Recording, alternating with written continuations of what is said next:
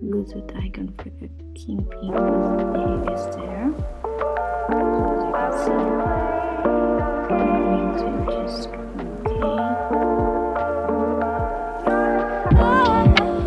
so Qingping Bluetooth on push press for 2 seconds until the blue icon starts blinking.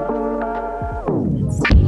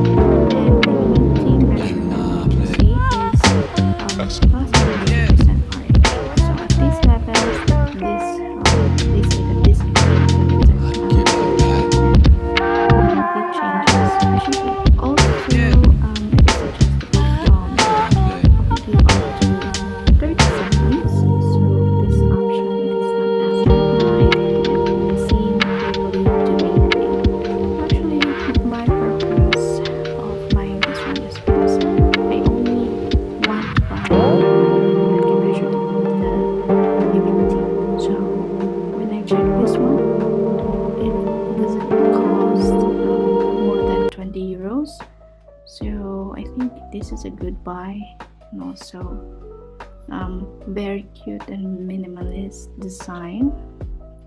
As you can see, there are actually 3 colors.